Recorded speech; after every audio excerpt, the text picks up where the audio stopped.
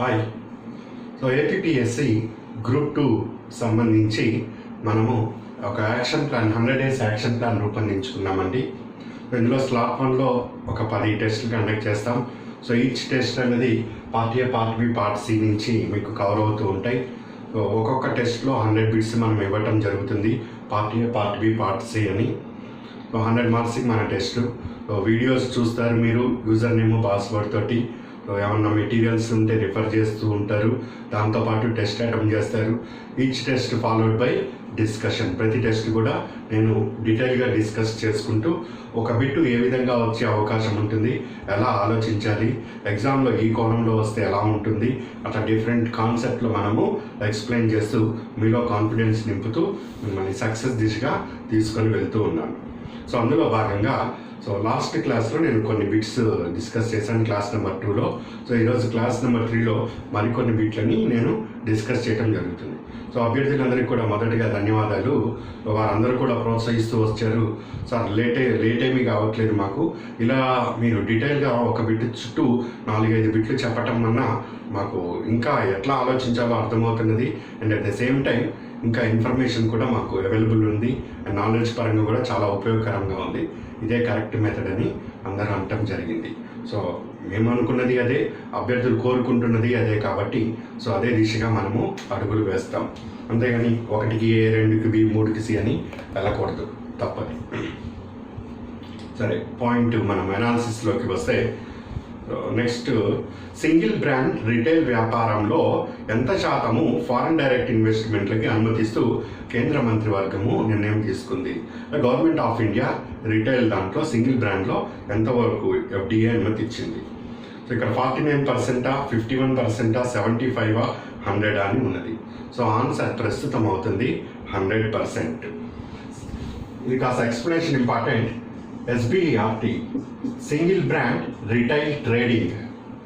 ఎకానమీని మీరు చక్కగా చేయాలి అంటే గుర్తుపెట్టుకోవాల్సిన చిన్న పాయింట్, దాన్ని మొత్తం కూడా బేసిక్ ఏమి ఉందో దాన్ని అర్థం చేసుకుంటే ఎకానమీ మొత్తం వస్తుందండి. ఎకానమీ అంత ఈజీ సబ్జెక్ట్ లేదు అసలు. దాన్ని అనవసరంగా ఎదితో ఆలోచించి పాడు చేయటం తప్పితే ఎకానమీ చాలా చాలా సింపుల్. ఇక్కడ చూడండి, సింగిల్ బ్రాండ్ రిటైల్ ట్రేడింగ్.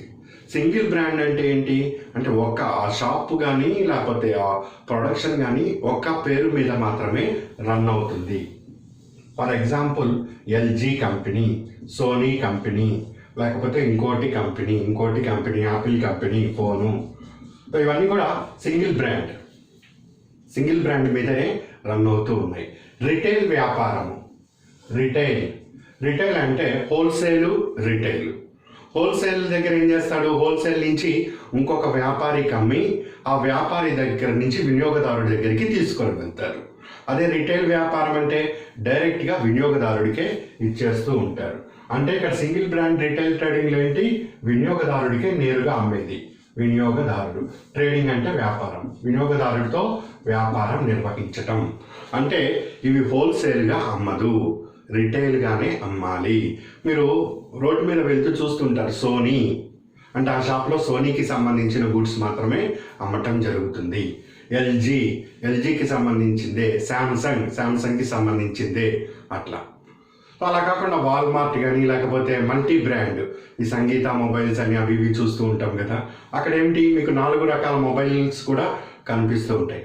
అలా మల్టీ బ్రాండ్ రిటైల్ ట్రేడింగ్ వేరు, సింగిల్ బ్రాండ్ రిటైల్ ట్రేడింగ్ వేరు.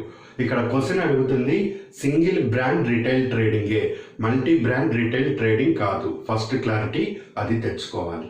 సెకండ్ పాయింట్, ఇక్కడ నీకు ఇంకో క్లారిటీ, సింగిల్ బ్రాండ్ రిటైల్ ట్రేడింగా, హోల్సేల్ ట్రేడింగా. హోల్సేల్ అంటే వినియోగదారుడి దగ్గరికి వెళ్ళదు, మరి ఇంకో వ్యాపారి దగ్గరికి వెళ్ళి ఆ వ్యాపారి దగ్గర నుంచి వెళ్తుంది. సో ఇక్కడ సింగిల్ బ్రాండ్ రిటైల్ ట్రేడింగ్ గురించి అడుగుతున్నారు. సో సింగిల్ బ్రాండ్ రిటైల్ ట్రేడింగ్లో ఫారిన్ డైరెక్ట్ ఇన్వెస్ట్మెంట్ ఎంతవరకు అనుమతించడం జరిగింది అని ఇక్కడ గవర్నమెంట్ ఆఫ్ ఇండియా నుంచి ఎంతవరకు అనుమతించారన్నది ప్రశ్న. సో గతంలో అయితే ఇది 49%కి అనుమతించడం జరిగింది. సింగిల్ బ్రాండ్ రిటైల్ ట్రేడింగ్లో ఫారిన్ డైరెక్ట్ ఇన్వెస్ట్మెంట్, ఎఫ్డిఐ 49% ఉండేది. అయితే 2018లో జనవరి నాడు ఈ రివిజన్ ఫారెన్ డైరెక్ట్ ఇన్వెస్ట్మెంట్ పాలసీని రివిజన్ చేయడంలో భాగంగా 49% నుంచి 100%కి మార్పు చేశారు. 49% నుంచి 100%కి మార్పు చేయటం జరిగింది. ఫారిన్ డైరెక్ట్ ఇన్వెస్ట్మెంట్ అంటే ఏమిటి? అట్లా కట్ బేసిక్స్ నుంచి రావాలన్నమాట మనకు. ఇప్పుడు నాకు ఇది ఒక 100 రూపాయల వస్తువు నేను ఇక్కడ భారతదేశంలో తయారు చేసుకుంటున్నాను. ఈ 100 రూపాయల వస్తువులో ఫారెన్ వాడు ఎవరో పేరులోనే కనిపిస్తుంది కదా, ఫారెన్ డైరెక్ట్ ఇన్వెస్ట్మెంట్. డైరెక్ట్ అంటే ప్రత్యక్షంగా, ఇన్వెస్ట్మెంట్ అంటే పెట్టుబడి, ఫారెన్ అంటే ఇండియన్ కానివాడు, ఓవర్సీస్. ఫారెన్ డైరెక్ట్ ఇన్వెస్ట్మెంట్ అంటే వేరే దేశం వాడు భారతదేశంలో ఇప్పుడు 100 రూపాయల సరుకు ఉత్పత్తి జరుగుతుంటే ఇందులో పెట్టుబడి పెట్టడాన్ని ఫారెన్ డైరెక్ట్ ఇన్వెస్ట్మెంట్ అని పిలుస్తాము. సరే, 100 రూపాయలు ఇప్పుడు మొత్తము అది ఈ పెన్ను తయారు చేయడానికి 100 రూపాయలు అవుతుంది అనుకున్నాను. ఈ ఫారిన్ డైరెక్ట్ ఇన్వెస్ట్మెంట్ వాడు వీడి పేరు ఎక్స్. ఈ ఎక్స్ వచ్చి ఇందులో ఎంత పెట్టుబడి పెట్టాలి అంటే ఇక్కడ సింగిల్ బ్రాండ్ రిటైల్ ట్రేడింగ్ ప్రకారము 49% వరకు అనుమతించడం జరిగింది. మిగిలిన 51 మాత్రము 49 అనుమతించానంటే మిగిలిన 51 లోకల్ వాడు ఉండాలి. ఇండియన్ ఎవడైనా ఉంటేనే వీడు సోనీ వాడు వచ్చి ఇక్కడ వాడి షాప్ పెట్టుకొని రన్ చేయాలి అని ఇక్కడ అర్థం. అంతే కదా, 49% అలౌడ్ అంటే రిమైనింగ్ 51 ఎక్కడి నుంచి తేవాలి 100కి. సో అట్లా ఫారెన్ డైరెక్ట్ ఇన్వెస్ట్మెంట్ 49 నుంచి 100కి మార్చామంటే ఇప్పుడు డైరెక్ట్గా ఎల్జీ వాడు లోకల్ వాడు ఎవడు సపోర్ట్ లేకపోయినా కానీ ఇక్కడికి వచ్చి ఒక షాప్ పెట్టుకొని బ్రహ్మాండంగా రన్ చేసుకోవచ్చు. ఆ ఫ్లెక్సిబిలిటీ అనేది ఇవ్వటం జరిగింది. సరే, ఇంతవరకు బాగానే ఉంది. మరి ఫారిన్ డైరెక్ట్ ఇన్వెస్ట్మెంట్ అంటే ఏంటి? విదేశీ ప్రత్యక్ష పెట్టుబడి. దాన్ని ఫారిన్ డైరెక్ట్ ఇన్వెస్ట్మెంట్ అంటే విదేశీ ప్రత్యక్ష పెట్టుబడిని ట్రాన్స్లేట్ చేసాం ఇంగ్లీష్ నుంచి తెలుగు ట్రాన్స్లేట్. మీనింగ్ ఏంటి అడుగుతున్నది. ఫారిన్ డైరెక్ట్ ఇన్వెస్ట్మెంట్ అంటే విదేశీ ప్రత్యక్ష పెట్టుబడి, అది తెలిసిందే. సో అర్థం ఏమిటి? 100 రూపాయలు అయిందన్న ఈ ఎక్స్ అనేవాడు ఒక 5 రూపాయలు తెచ్చాడు డాలర్, దాన్ని రూపాయలు కన్వర్ట్ చేసి 5 రూపాయలు అయింది. మిగిలిన 95 రూపాయలు నేను ఇండియన్ నేనే ఉన్నాను. నేను 95 రూపాయలు పెట్టుబడి పెట్టాను. ఒక ఎక్స్ అనే ఫారినర్ వచ్చి 5 రూపాయలు పెట్టాడు. ఈ 5 రూపాయలని నేను ఫారిన్ డైరెక్ట్ ఇన్వెస్ట్మెంట్ అనొచ్చా అండి? ఫారినర్ ఏదో వచ్చి పెట్టింది అనటానికి వీల్లేదు. According to organisation for economic and cooperation development OECD వారి నిబంధనల ప్రకారము ఫారిన్ డైరెక్ట్ ఇన్వెస్ట్మెంట్ అంటే మొత్తం పెట్టుబడిలో 10% లేదా అంతకన్నా ఎక్కువ, 10% లేదా అంతకన్నా ఎక్కువ పెట్టుబడి పెడితేనే దానిని ఫారిన్ డైరెక్ట్ ఇన్వెస్ట్మెంట్ అని పిలవాలి. నేను 5% పెట్టాను, పిలవను.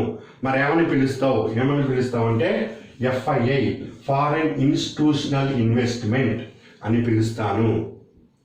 అదేంటి ఫారిన్ ఇన్స్టిట్యూషన్ ఇన్వెస్ట్మెంట్ అంటే మనం BSc NSc స్టాక్ మార్కెట్లో డబ్బులు పెట్టి తీసుకుంటూ ఉంటాం చూసారా. సో ఇమీడియట్గా రిటర్న్స్ కోరుకునే వాళ్ళు.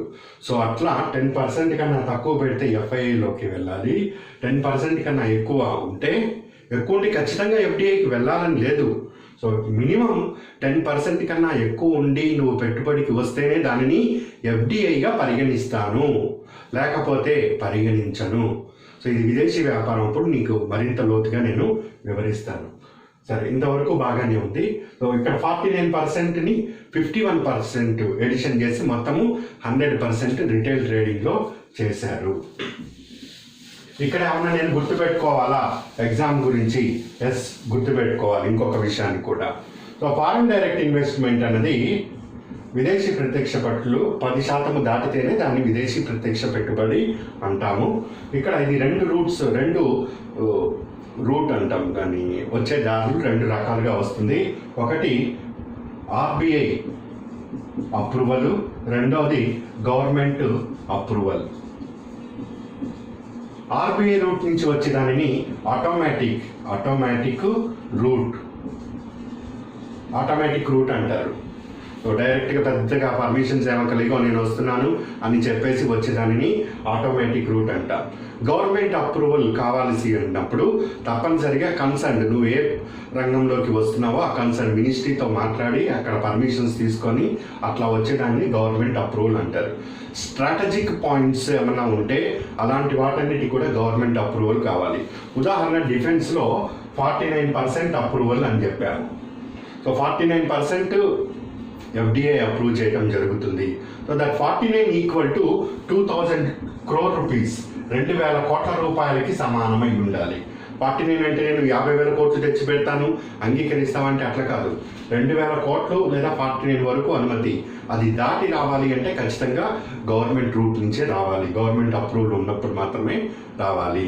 సో అట్లా గవర్నమెంట్ అప్రూవల్ అన్నది ఇంపార్టెంట్ స్ట్రాటజిక్ పాయింట్స్కి ఉపయోగిస్తూ ఉంటారు, అన్నిటికీ ఉపయోగించరు. ఆటోమేటిక్ రూట్ అనేది పెద్ద గవర్నమెంట్ దగ్గరికి వెళ్ళకల్లే మామూలు రూట్ ద్వారా అది వచ్చేస్తూ ఉంటుంది. ఆర్బీఐకి జస్ట్ ఇన్ఫార్మ్ చేసి వచ్చేదాన్ని ఆర్బీఐ. సో ఇప్పటి వరకు కూడా సింగిల్ బ్రాండ్ రీటైల్ ట్రేడింగ్లో ఆటోమేటిక్ అప్రూవల్ ద్వారా 49% ఉండేది. గవర్నమెంట్ అప్రూవల్ ద్వారా మిగిలిన రెస్ట్ ఆఫ్ ద 51% ఏదైతే ఉందో అది ఉంటూ వచ్చింది. సో ఇప్పుడు ఇదంతా కష్టం అని చెప్పేసి డైరెక్ట్గా మొత్తము ఆటోమేటిక్ రూట్ ద్వారానే 100% చేశారు. 100% చేయటం జరిగింది. క్లియర్ అండి? సో ఇప్పుడు 100% FDA ఉన్నది, గతంలో కూడా ఉన్నది. గతానికి ఇప్పటికీ తేడా ఏంటి? గతంలో 51 కావాలి అంటే గవర్నమెంట్ అప్రూవ్ చేయాలి, 49కి అయితే అక్కర్లేదు. ఇప్పుడు మొత్తం తీసి క్లీన్గా ఆటోమేటిక్ రూట్, నువ్వు డబ్బులు బాక్స్ పట్టుకుంటే వచ్చేయి పెట్టేసుకో ఇక్కడ అని చెప్పేస్తున్నారు. సో దీనికి మరింత సమాచారం నేను విదేశీ వ్యాపారం కొంత చెప్పాము, దాన్ని ఇంకా కంటిన్యూషన్ క్లాసులో డీటెయిల్గా చెప్తాను. మీకు కావాలంటే ఏంటి తప్పదు, అది తెలుసుకోవాలి. సో ఇది ఈ క్వశ్చన్కి ఆన్సర్. సింగిల్ బ్రాండ్ రిటైల్కి, మల్టీ బ్రాండ్ రిటైల్కి విదేశీ వ్యాపారం అనేది చాలా చాలా ఇంపార్టెంట్. అండ్ లేటెస్ట్గా ఫారెన్ ఇన్స్టిట్యూషన్ ప్రమోషన్ బోర్డ్ని కూడా ఒకటి అబాలిష్ చేయడం జరిగింది. అండ్ దాని రిలేటెడ్ కూడా చాలా చాలా ఇంపార్టెంట్. నెక్స్ట్ క్వశ్చన్, ఆంధ్రప్రదేశ్లో సూక్ష్మ చిన్న మధ్య తరహా పరిశ్రమల విధానము 2015-20 ప్రకారం ఈ క్రింది వాటిలో సరి అయినది ఏది, సరి కానిది ఏది అని ఇవ్వటం జరిగింది. So micro small medium enterprises పాలసీని ఆంధ్రప్రదేశ్ చేసింది ఏప్రిల్ 1, 2015 నుంచి 2020 మార్చి 31 వరకు. ఇది పారిశ్రామిక తీర్మానం అమల్లో ఉంటుంది. నేను మొత్తం ఆంధ్రప్రదేశ్ సంబంధించి 10 పారిశ్రామిక తీర్మానాలు మీకు స్లైడ్స్ చూపిస్తూ కూడా క్లియర్గా వివరించాను. అందులో మైక్రో స్మాల్ మీడియం ఎంటర్ప్రైజెస్ అనేది చాలా చాలా ఇంపార్టెంట్ పారిశ్రామిక విధానాలు. ఏపీ ఎకానమీ ఈసారి గట్టిగా పట్టండి, సక్సెస్ అవుతారు. ఇప్పుడు కొత్తగా మళ్ళీ సర్వే వస్తుంది, దాన్ని కూడా మనం అప్డేట్ చేసుకోవాలి. చూద్దాం. 2020 నాటికల్లా ఈ ఆబ్జెక్టివ్లో 2020 నాటికల్లా 1500 కోట్ల పెట్టుబడులు సాధించడం. ఎస్, ఇంపార్టెంట్, కరెక్టే పాయింట్. 15% పెట్టుబడులు సబ్సిడీ ఇస్తుంది, మరి గరిష్టంగా 20 లక్షల పరిమితి ఇవ్వటం జరుగుతుంది. ఎస్, కరెక్టే పాయింట్. 5 లక్షల మందికి అదనంగా ఉపాధి కల్పించాలి. ఇక్కడే డౌట్గా ఉన్నది మనకు. 100% వ్యాట్ని 5 సంవత్సరాల వరకు తిరిగి చెల్లించడం జరుగుతుంది. ఇది కూడా ఉన్నది. సో 5 లక్షల మందికి అదనంగా ఉపాధి కల్పించాలన్నది రాంగ్ పాయింట్. కేవలం 3.5 లక్షల మందికి మాత్రమే అదనంగా ఉపాధి కల్పించాలి. ఉపాధి ఆల్రెడీ 100 మందికి ఉంది, అదనంగా ఎంతమందికి కల్పిస్తున్నావు? సో ఎంఎస్ఎంఈ పాలసీ ప్రకారము అదనంగా ఉపాధి కల్పించేది 3.5 lakh పాలసీలో రాయబడి ఉన్నదే మనం చెప్తున్నది. సో ఇట్లా పారిశ్రామిక తీర్మానం మీద ప్రశ్న వచ్చే అవకాశం ఉంటుంది. సెకండ్, ఇంకోటి కూడా పారిశ్రామిక విధానం ఏపీ ఎకానమీకి సంబంధించే. ఆంధ్రప్రదేశ్ పారిశ్రామిక విధానము 2015-20 ప్రకారము ఈ క్రింది వాటిలో సరి అయినది ఏది? పారిశ్రామిక తీర్మానాలు మొత్తం 10 ఉన్నాయి అన్నాం. ఒక్కొక్క పారిశ్రామిక తీర్మానం టచ్ చేసుకుంటూ వెళ్ళాను. సో ఈ టెస్ట్లో 2 ఇచ్చాను మీకు, 2 పారిశ్రామిక తీర్మానాలు. ఒకటి ఎంఎస్ఎంఈ, ఇంకోటి మొత్తం పరిశ్రమలకి సంబంధించి. సో దాని ప్రకారము ఇప్పుడు ఆన్సర్లు చూడండి. 2020 నాటికి పారిశ్రామిక పెట్టుబడుల స్థానంలో దేశంలో మొదటి 3 స్థానాల్లో ఏపీ ఉండాలి. 2020 నాటికి ఫస్ట్ పాయింట్తో 2020 నాటికి పారిశ్రామిక పారిశ్రామిక ప్రగతి కాదు, ఇన్వెస్ట్మెంట్. జాగ్రత్తగా చదవాలండి లైను. పారిశ్రామిక పెట్టుబడులు అంటున్నాడా, పారిశ్రామికంలో ఉపాధి కల్పన అంటున్నాడా, పారిశ్రామికంలో వృద్ధి రేటు పరంగా అంటున్నాడా? ఇక్కడ అభ్యర్థులు తప్పు చేస్తారు, అందుకే క్లియర్గా చెప్తున్నా. పారిశ్రామికల పెట్టుబడుల స్థానంలో, అంటే ఆంధ్ర రాష్ట్రంకి వచ్చి ఎక్కువ పెట్టుబడులు పెట్టండి అని దీని అర్థం. సో పెట్టుబడుల పరంగా 2020 నాటికి దేశంలో మొదటి 3 స్థానాలు ఉంటే, 1వ స్థానం, 2వ స్థానం, 3వ స్థానం, 3 స్థానాలు ఉంటే ఈ మూడిట్లో ఏదైనా ఒక స్థానంలో తప్పనిసరిగా ఆంధ్రప్రదేశ్ ఉండాలి. ఇది ఫస్ట్ స్టేట్మెంట్ ఇక్కడ నేను ఇచ్చింది. రెండో స్టేట్మెంటు 2020 నాటికి 2 లక్షల కోట్ల పెట్టుబడులు. రెండో పాయింట్ 2 లక్షల కోట్లు పెట్టుబడులు బై 2020 నాటికి ఆకర్షించాలి. మూడవది 2020 నాటికి అదనముగా 10 లక్షల ఉపాధి అవకాశాలని సృష్టించాలి. అదేవిధంగా 4వ పాయింట్ చాలా ఇంపార్టెంట్ అండి, పారిశ్రామిక తీర్మానము. తయారీ రంగం వాటాను 2013-14లో 20% నుంచి 2020 నాటికి 25% చేర్చటము. 2013-14లో 20% వాటాని 2020 నాటికి 25% తీసుకొని వెళ్ళాలి. ఇది నేను ఇచ్చిన పాయింట్స్.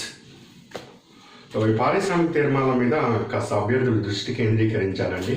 తప్పు చేసే అవకాశం ఉంది కాబట్టి సరి చేసుకోవాల్సిన ఆవశ్యకత ఉంటుంది.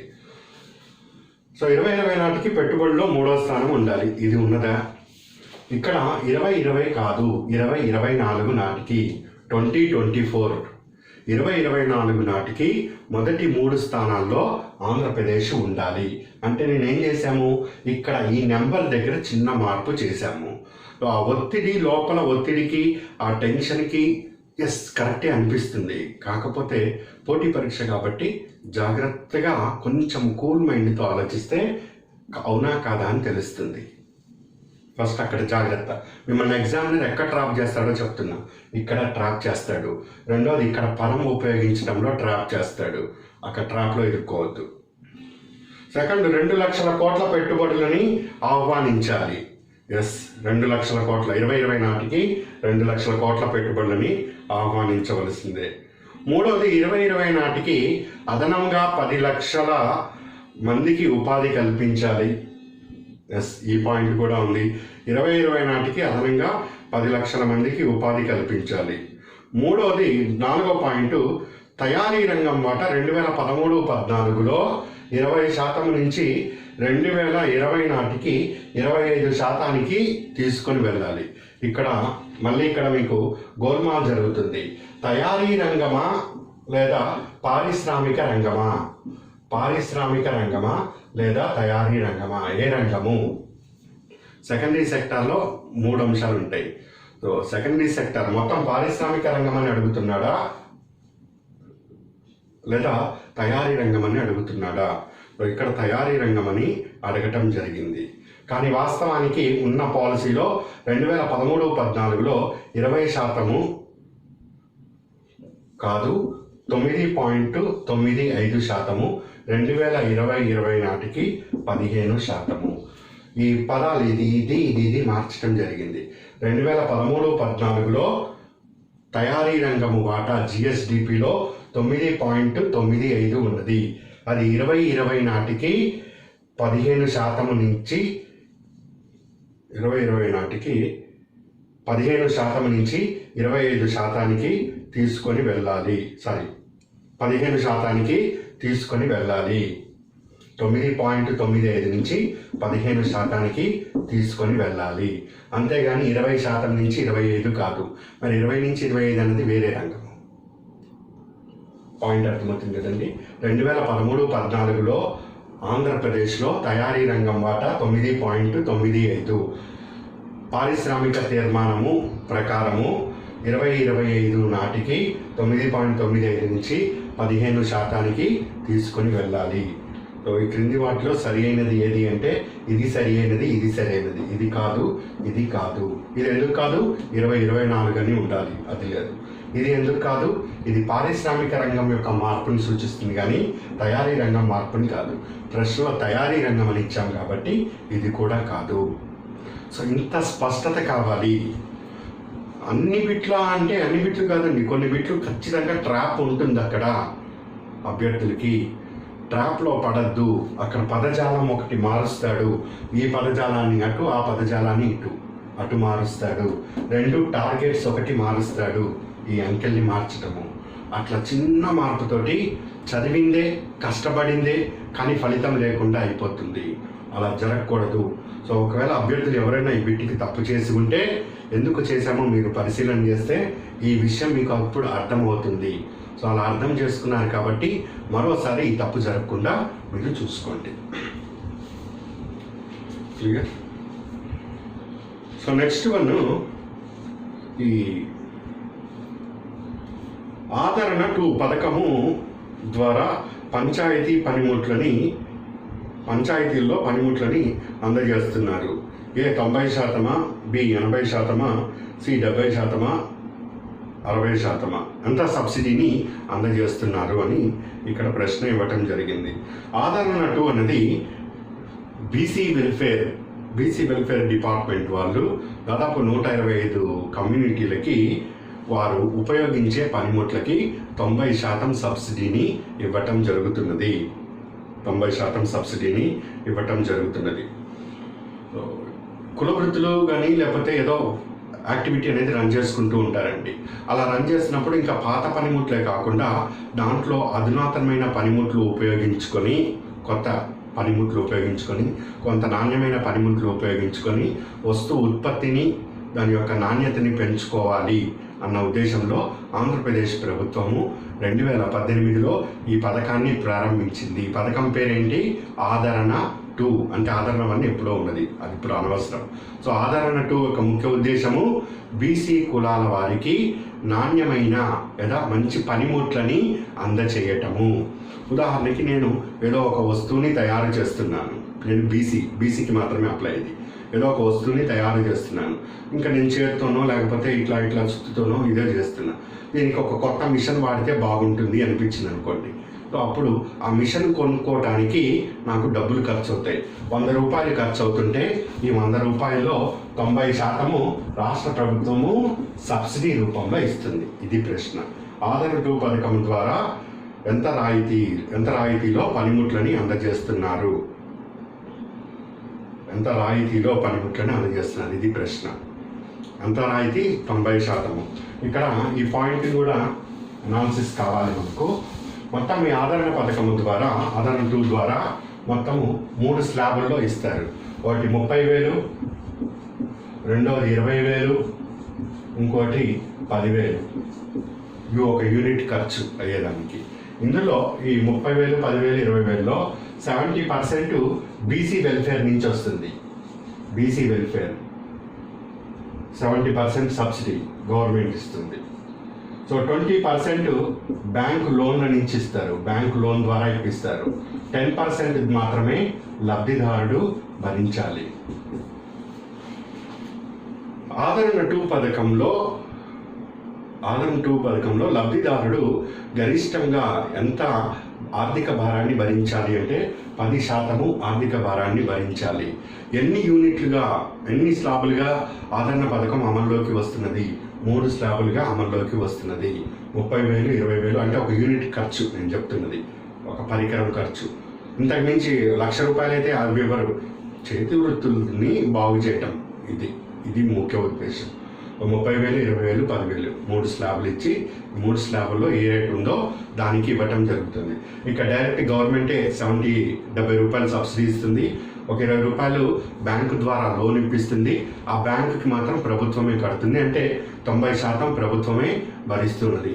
ఈరోజు ఏపీ వాళ్ళకి సంబంధించి వారి న్యూస్ పేపర్లో, ఈనాడు పేపర్లో లాస్ట్ పేజీలో ఇదే ఇచ్చారు. ఈరోజు జీవో ఇష్యూ అయింది.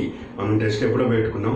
ఈ ఇవ్వటాలు, టెస్ట్లు ఇవన్నీ జీవో కాదండి, పథకాలు ప్రకటించడం అవన్నీ జరుగుతాయి. ఈ పథకాలు అమలుకి సంబంధించి జీవోలు ఎప్పుడో నిదానంగా వస్తాయి. ఆ జీవో ఈరోజు వచ్చింది. ఈరోజు ఏపీ వాళ్ళకి సంబంధించి ఈనాడు పేపర్ నెట్లో ఓపెన్ చేసిన ఉంటుంది. అందులో లాస్ట్ పేజీలో, మెయిన్ పేజీ లాస్ట్ పేజీలో వెనకాల ఇవ్వటం జరిగింది. ఈరోజు జీవో ఇష్యూ చేశారు వాళ్ళు. ఇది ఇక్కడ మనము చెప్తున్నాం. నెక్స్ట్, మొత్తం కార్మికుల్లో వ్యవసాయదారులు అధికంగా గల జిల్లా ఏది? ఇది కూడా నేను ఇచ్చాను. సో మొత్తం వ్యవసాయదారులు 33.40 లక్షలు ఉంటే ఆంధ్రప్రదేశ్లో చిత్తూరు ఫస్ట్ ఉంది 4.34 లక్షలతో, సెకండ్ అనంత ఉన్నది 4.13, థర్డ్ విఎస్పి విశాఖపట్నం ఉంది 3.22. ఇటు లిస్ట్లో చూస్తుంటే అత్యధికము కావాలి మనకు, అత్యల్పము కావాలి. కృష్ణ 1.50, వెస్ట్ గోదావరి 1.60, తర్వాత శ్రీకాకుళం 1.65 lakhs. సో ఇది అత్యధికము ఏది, అత్యల్పము ఏది అన్నప్పుడు చాలా చాలా ఇంపార్టెంట్.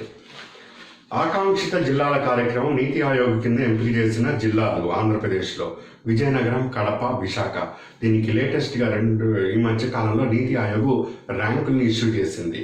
విజయనగరానికి 11 మంచిగా పనిచేస్తున్న పర్ఫార్మెన్స్ ఓరియంటేషన్లో విజయనగరానికి 11వ ర్యాంకు, కడపకి 19వ ర్యాంకు, విశాఖపట్నంకి 106వ ర్యాంకుని ఇష్యూ చేయడం జరిగింది. డిసెంబర్ 28, 2018 నీతి ఆయోగ్ ర్యాంకుల్ని ఇష్యూ చేస్తూ వచ్చింది.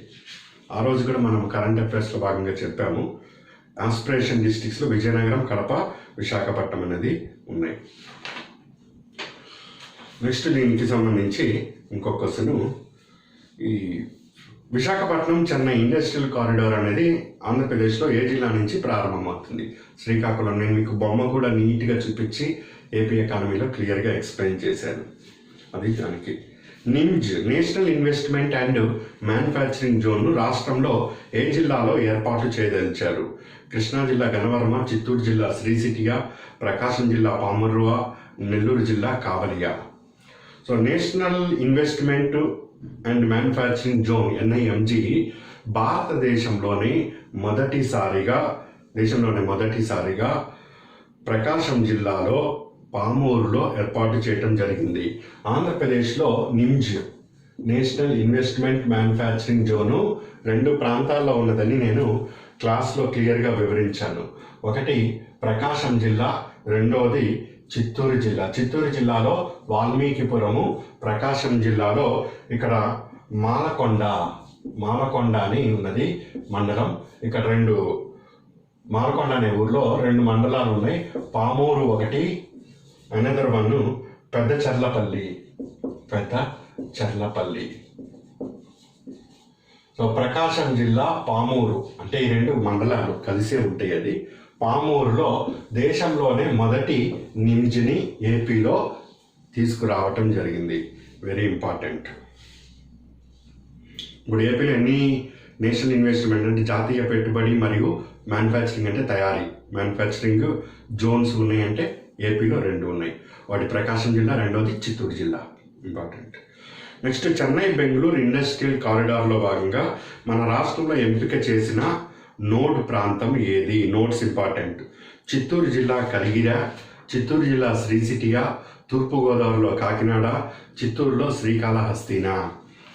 సో దీనికి కూడా నేను మ్యాప్ చూపిస్తూ చక్కగా వివరించాను ఏపీ ఎకానమీ. సో ఇది మొత్తం 3 పారిశ్రామిక నోడ్స్ని ఏది చెన్నై మరియు బెంగళూరుకి సంబంధించింది. దీనికి జపాన్ ఇంటర్నేషనల్ కోఆపరేటివ్ అసోసియేషన్ వాళ్ళు ధన సహాయం చేస్తారు, ఇవన్నీ బిట్లు అడుగుతారని కూడా చెప్పాను మీకు. 3 పారిశ్రామిక నోడ్స్లో ఏపీలో 1 కృష్ణపట్నం నెల్లూరు, 2 కలికిరి చిత్తూరు, 3వది హిందూపూర్ అనంతపూర్. 3 నోట్స్లో ఉన్నాయి. అందులో ఇప్పుడు మన ఆన్సర్ అవుతుంది చిత్తూరు కలికిరి. చిత్తూరు శ్రీసిటియా, చిత్తూరు శ్రీకాళహస్తిగా, చిత్తూరు కలిగిరా ఇట్లా అడుగుతున్నప్పుడు ఇరుక్కుపోతాము. అందుకని ఈ విధంగా రాయటం జరిగింది. సో నెక్స్ట్ పాయింట్, కియో మోటారు పరిశ్రమ రాష్ట్రంలో ఏ జిల్లాలో ప్రారంభించడం జరిగింది? కియో అన్నది ఇది ఒక కార్ల తయారీ కంపెనీ. ఏ దేశానికి సంబంధించిన కార్ల తయారీ కంపెనీ ఆంధ్రప్రదేశ్లో తమ ఉత్పత్తి యూనిట్లని ప్రారంభించింది? అట్లా కూడా ప్రశ్న వస్తుంది. అప్పుడు సౌత్ కొరియాకి సంబంధించింది. సౌత్ కొరియాకి సంబంధించిన కియో పరిశ్రమ ఆంధ్రప్రదేశ్లో ఏ జిల్లాలో తమ ఉత్పత్తి కార్యక్రమాన్ని ప్రారంభించారు? అనంతపూర్ జిల్లాలో ప్రారంభించడం జరిగింది. మళ్ళీ ప్రశ్న, అనంతపూర్ జిల్లాలో సౌత్ కొరియాకి సంబంధించిన కియో కార్ల పరిశ్రమ ఈ కింది ఏ గ్రామంలో ఏర్పాటు చేయడం జరిగింది? ఎర్రమంచి గ్రామం, పెనుకొండ సమీపంలో ఎర్రమంచి గ్రామంలో ఏర్పాటు చేయడం జరిగింది. కియో పరిశ్రమకి సంబంధించిన భూమిని APIs, AP industrial infrastructure corporation వాళ్ళు భూదానం అనేది చేస్తూ ఉంటారు. వాస్తవానికి అయితే రెవెన్యూ డిపార్ట్మెంట్ ఇవ్వాలి, గవర్నమెంట్ ఆఫ్ ఆంధ్రప్రదేశ్ వీళ్ళకి భూమిని కేటాయించమని చెప్పటం జరిగింది. మొత్తం 195 ఎకరాల భూమిని దీనికి కేటాయిస్తూ వచ్చారు. ఇప్పుడు ఇంకో క్వశ్చన్, కియో కార్ల పరిశ్రమకి నీటి వాటర్ సప్లైని ఈ క్రింది ఏ రిజర్వాయర్ నుంచి ఇవ్వాలని ఆంధ్రప్రదేశ్ నిర్ణయించడం జరిగింది? గొల్లపల్లి రిజర్వాయర్. ఇట్లా ఉంటాయండి ప్రశ్నలు. కియో కార్ల పరిశ్రమకి నీటి సౌకర్యాన్ని ఈ కింది ఏ రిజర్వాయర్ నుంచి ఇవ్వాలని ఆంధ్రప్రదేశ్ నిర్ణయించింది? గొల్లపల్లి రిజర్వాయర్ నుంచి ఇవ్వాలని.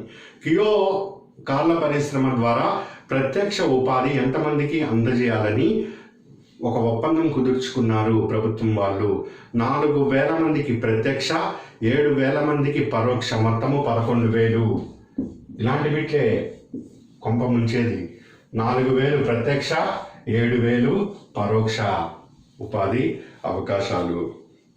దీంతోపాటు ఇంకో పాయింట్ కూడా గుర్తుపెట్టుకోండి, హీరోకి సంబంధించి బైక్ తయారీ ఉంటుంది కదా, హీరో సైకిల్, వాళ్ళు ఇప్పుడు బైకులు కూడా ఉన్నాయి కదా.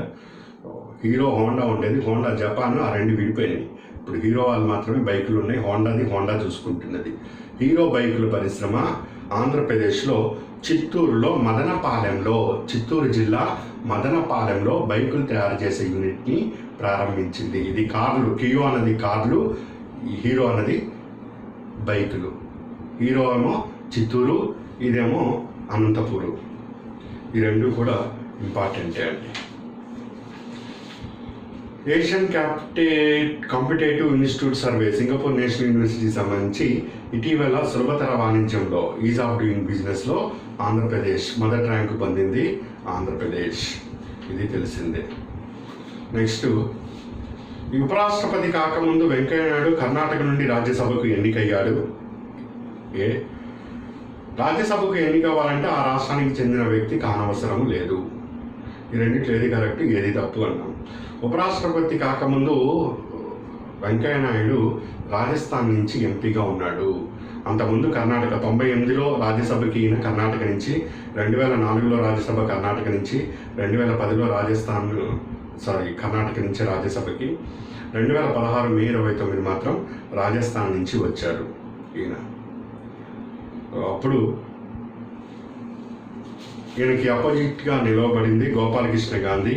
వెంకయ్యనాయుడికి పోలైన ఓట్లు 516, అతనికి పోలైన ఓట్లు 244. ఇంత సూక్ష్మంగా దీనిని పరిశీలన చేయాలి. ఇట్లా ఏపీ ఎకానమీ అండ్ పాలిటీ కూడా ఇంకా ఉన్నాయి, అవి కూడా చూద్దాము. పాలిటీ ఇంకా సైన్స్గా బ్రీఫ్గా అయితే మనకి అయిపోతుందండి. కరెంట్ రిలేటెడ్గా ఇది కూడా కవర్ చేస్తున్నాం. సో ఒక పద్ధతి ప్రకారం మనం వెళ్తూ వస్తున్నాం.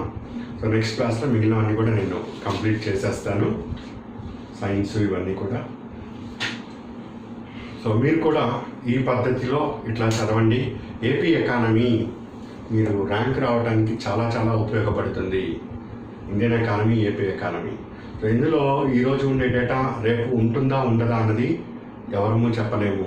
నువ్వు అంతా రాసుకుని వచ్చినా కానీ రేపు సర్వే మారిపోతున్నది అబ్సల్యూట్లీ. అక్కడ సర్వే మారిన దాని ప్రకారము మళ్ళీ కొత్తగా చదువుకోవాలి. మారేవి కొన్ని ఉంటాయి, మారనివి కొన్ని ఉంటాయి. జనాభా ప్రకారం ఉండేవి మారవు, 2011 నుంచి వచ్చింది కాబట్టి.